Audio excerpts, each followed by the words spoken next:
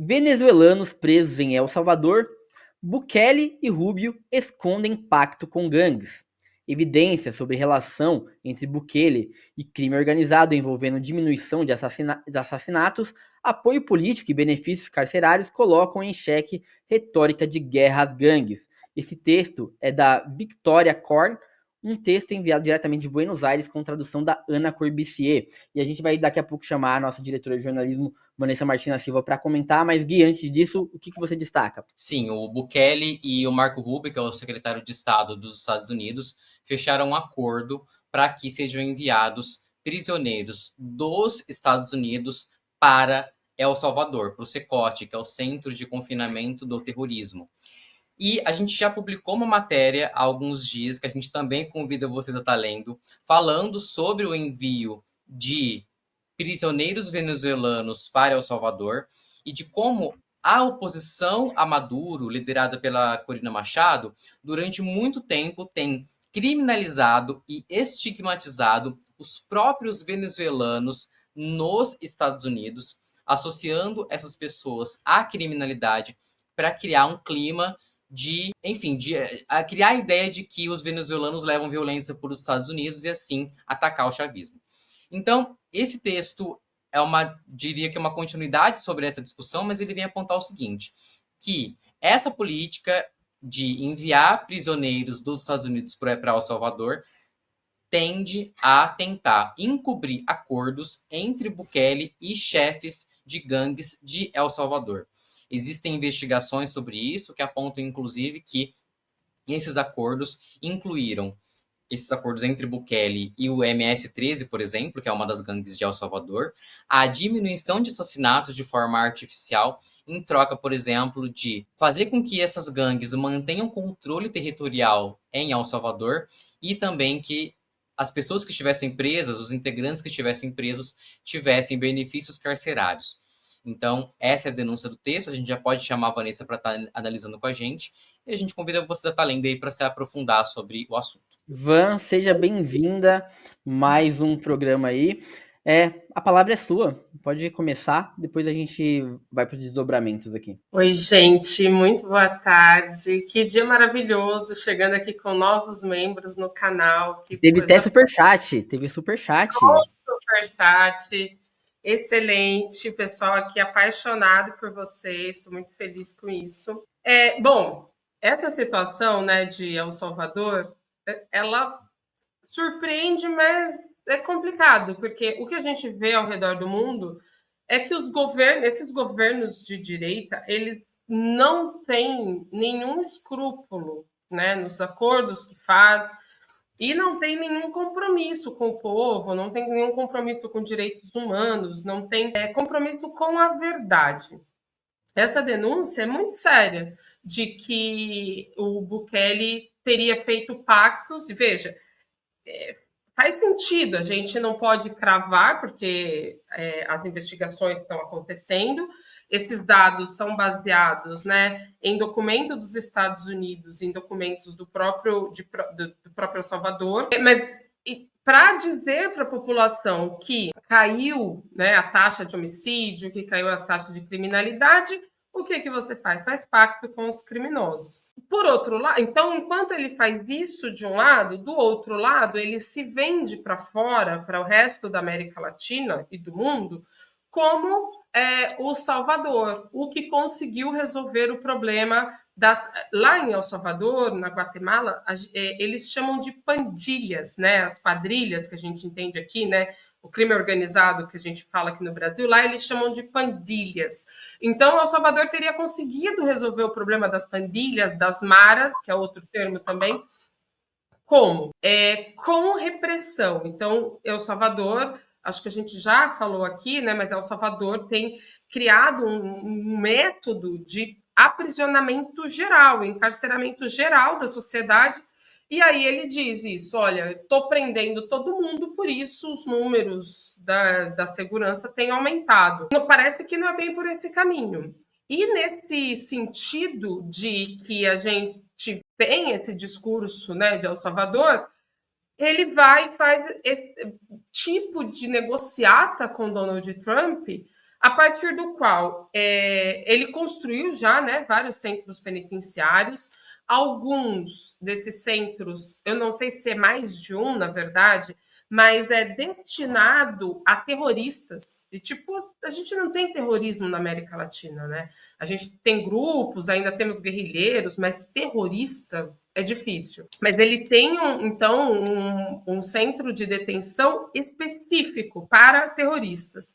E aí, desse pacto com o Trump, é para lá que os venezuelanos estão sendo deportados. E a situação dos venezuelanos é alarmante, é gravíssima, porque os Estados Unidos simplesmente pegaram uma lei de 1789, ou seja, uma lei do século XVIII, a gente está no século XXI, uma lei do século XVIII, para períodos de guerra, a partir do qual eles podem deportar inimigos estrangeiros sem o devido processo legal. E para isso, eles estão usando, eu não sei se o Jorge vai conseguir colocar aqui a imagem, para isso os Estados Unidos estão usando o argumento de que essas pessoas, esses venezuelanos, são vinculados ao Trem de Aragua. E aí entra uma nova polêmica.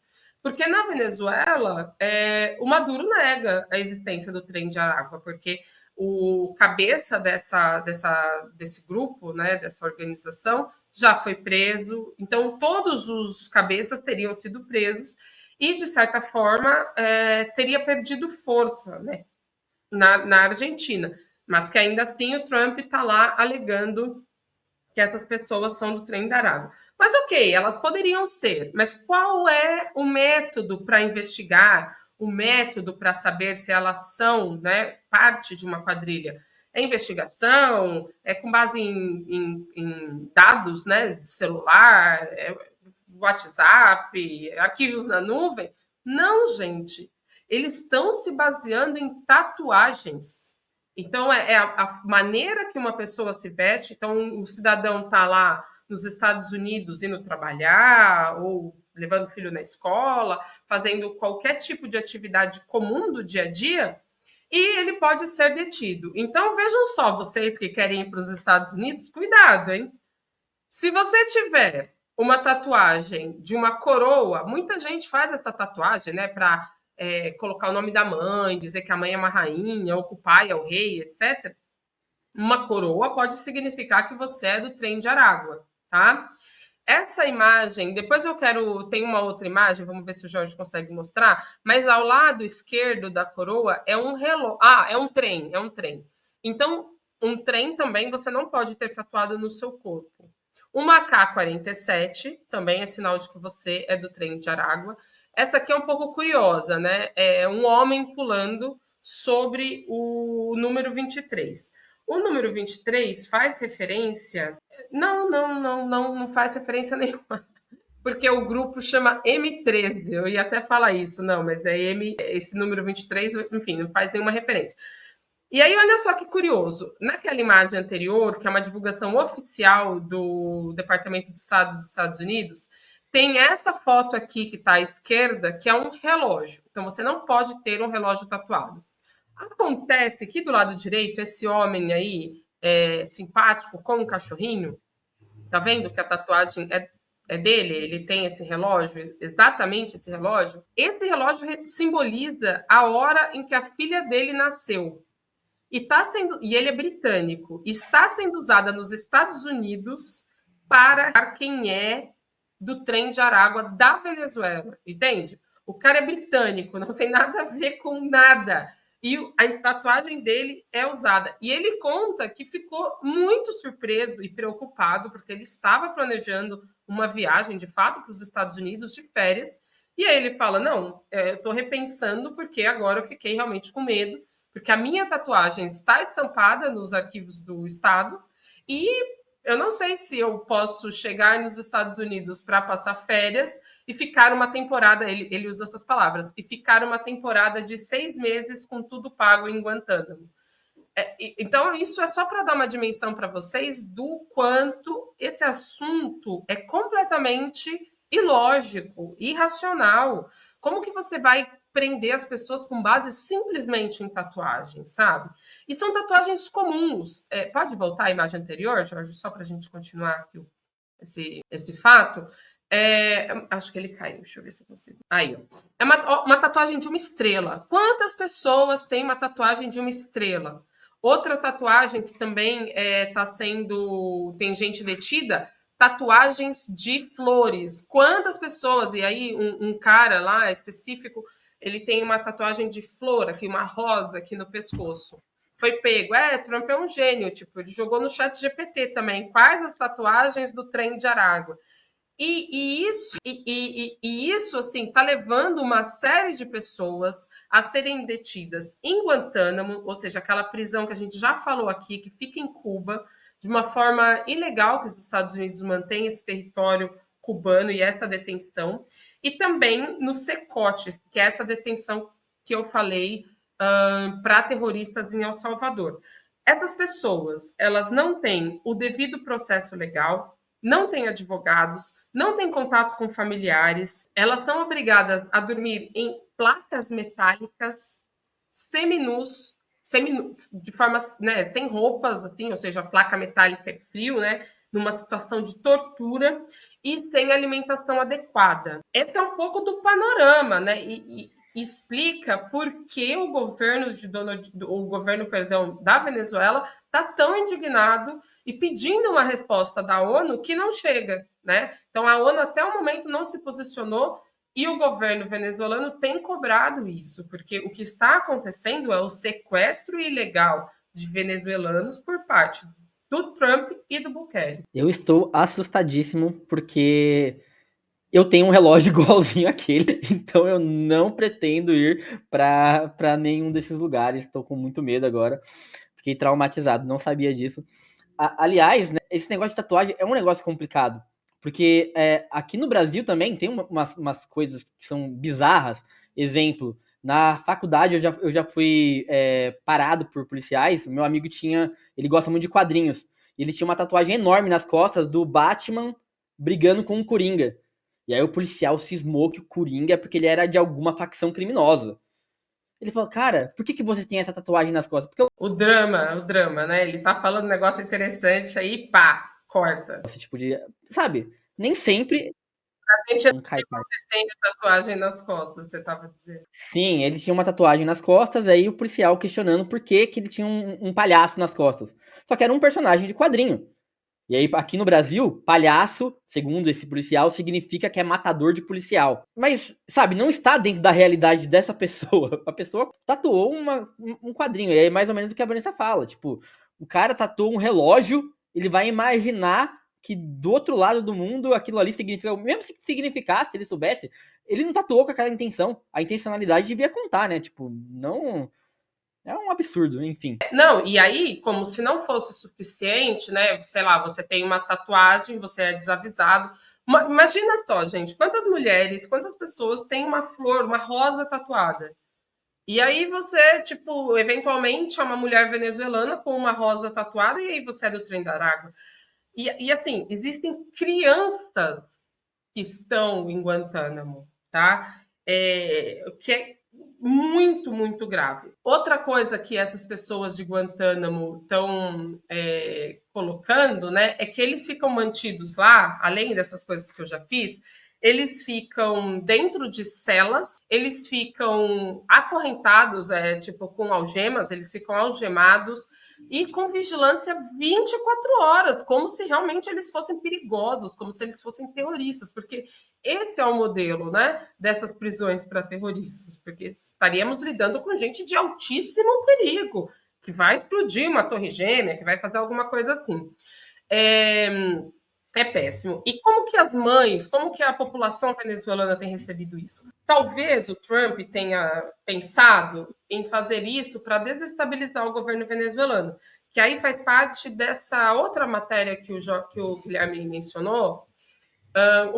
A oposição venezuelana, né, ela tem esse modus operandi de incentivar a guerra econômica contra a Venezuela, de incentivar medidas drásticas, duras contra o país, porque, na verdade, a oposição venezuelana ela não está a favor do povo, ela não está defendendo ninguém, ela está a favor dos seus interesses, e seus interesses estão, né, dentro de uma ideia de derrubar o Maduro a qualquer custo. Só que aí você imagina que você tem um filho que está nos Estados Unidos, você está assistindo TV e você vê o seu filho algemado sendo levado para esses lugares. Então, as mães venezuelanas estão se organizando e fazendo manifestações assim muito frequentes na frente da embaixada da ONU, né, da representação da ONU em Caracas. Mas, repito, a ONU está calada diante dessa atrocidade que está sendo cometida em El Salvador. E, por sua vez, por que o Bukele aceita isso, né? Porque ele está ganhando dinheiro. Então, aí parece que ele está ganhando 2 bilhões de dólares para receber esses migrantes. Cada um parece que são 20 e poucos mil dólares que ele recebe, mas daí tem um acordo, né? Então, ele tem um acordo e a cada um que entra, ele recebe mais uma boa grana. E a gente não sabe quando essas pessoas vão sair de lá, quando essas pessoas vão ser julgadas por crime que elas não cometeram. Enfim, não sei nem se elas cometeram ou não, mas a gente não sabe nem do que elas estão sendo acusadas, né?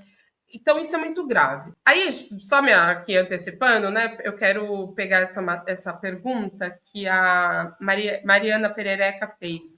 Ela pergunta: Maduro se posicionou sobre esse assunto, Vanessa? Sim, Maduro está se posicionando frequentemente, então, quase que todos os dias ele faz. O Maduro ele é muito verborrágico, né? Então, todo dia ele entra em cadeia nacional para anunciar alguma coisa, para falar de alguma coisa. E com relação a essa história dos venezuelanos, eles estão dando todo o respaldo. E o governo da Venezuela, mesmo sob sanção, mesmo sem dólar, mesmo sem recurso, está fazendo duas frentes principais. A primeira é contratando advogados para atuar nos Estados Unidos, para atuar fazendo pressão na ONU, de forma que essas pessoas possam ter o habeas corpus, então estão entrando com pedido de habeas corpus e entrando com pedido de inconstitucionalidade também a esse respeito.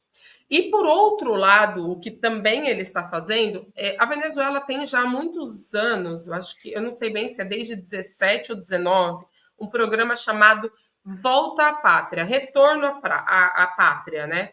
Porque sabemos que teve uma crise de imigração venezuelana, que foi parte desse plano dos Estados Unidos de pressionar a economia do país. Tivemos um empobrecimento, tivemos um período de fome, onde praticamente todos os venezuelanos passaram por insegurança alimentar, né, para dizer dessa forma. E agora o que o Maduro está fazendo é enviando aviões para os Estados Unidos para que as pessoas, os venezuelanos, voluntariamente retornem ao país. Ou seja, se eles estão lá de forma irregular, eles podem simplesmente acionar a embaixada da Venezuela e o governo leva um avião, faz a repatriação dessas pessoas.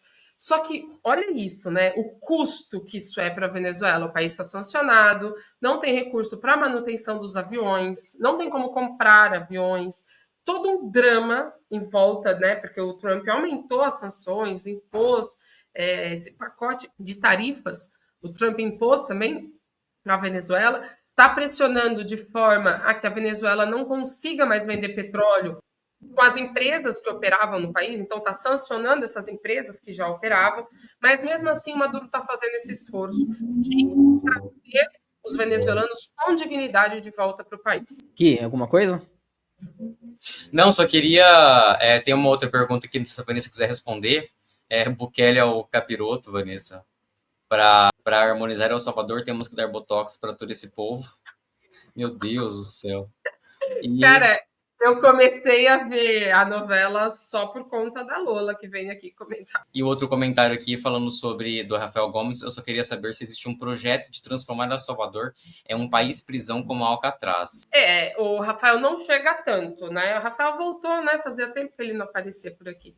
Eu acho que não chega tanto, né? Não vai transformar em uma prisão, enfim, como um todo. A questão de El Salvador passa mais por o país ele ser uma ditadura total, porque não temos lá não temos lá nenhuma liberdade no judiciário. O judiciário está todo cooptado por Bukele.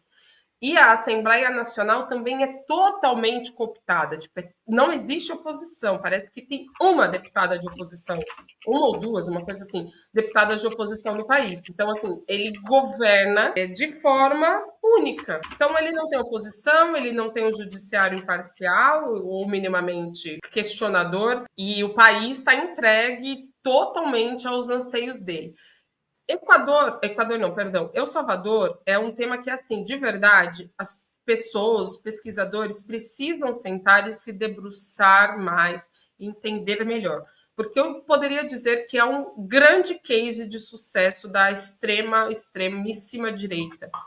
Porque como ele conseguiu sufocar toda a oposição, o que vai passar no Jornal Nacional bom, o Bukele é autoritário, mas ele resolveu a questão da criminalidade, ele tem uma altíssima aprovação do seu governo, entendeu? Então, ao mesmo tempo que fala ele é autoritário, mas aí autoritário eles jogam todo mundo nesse balaio, joga o Maduro, joga o Putin, joga, enfim, uma série de líderes mundiais eles jogam nesse balaio de autoritário.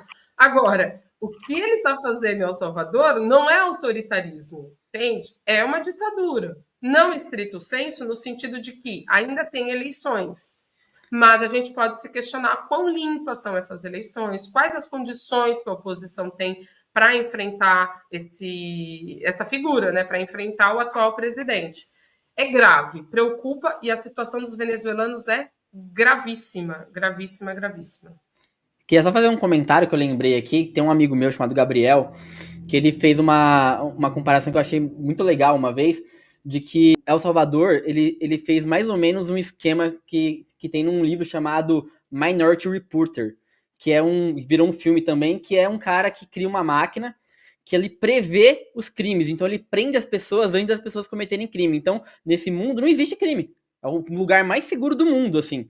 É mais ou menos o que acontece lá. Ele prende as pessoas, não vai ter crime porque não tem ninguém na rua. Só tem quem gosta dele. Quem não gostar dele, vai preso. É mais ou menos o que acontece em El Salvador, assim, uma comparação bem chula, digamos.